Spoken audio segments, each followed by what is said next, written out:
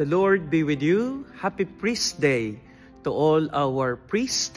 Please include us in all your prayers, as today we are commemorating the patron of all the priests, St. John Mary Vianney. The Gospel for today will be coming from St. Matthew, chapter 9, verse 35 to chapter 10, verse 1. The Gospel is teaching us priests to have pity and be a man of compassion.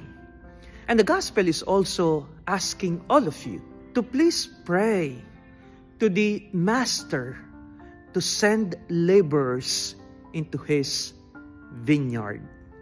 My dear sisters and brothers, the church and the people of God together with the priest, the pastors, the shepherds, we should all be walking on the path of Jesus, on the path of compassion.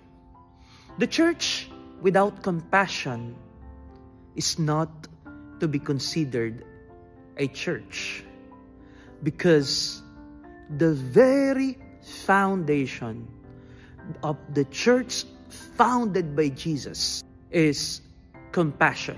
When he became man, his very purpose was to save all of us out of love and compassion. When he started his public ministry, he called the least, the lost, and the last out of love and compassion. When he sent his disciples to the ends of the earth, he told them to go and search for the least, the lost, and the last out of love and compassion.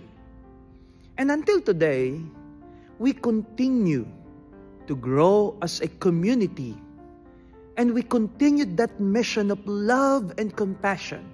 It is a challenge for all of us, especially to us priests, to be the faces of God's love and compassion. Pray for more vocations to the priesthood and the religious life, so that there will be many faces of love and compassion. And pray that we who are already here in the ministry may remain faithful to our consecration as ministers of love and compassion. God bless.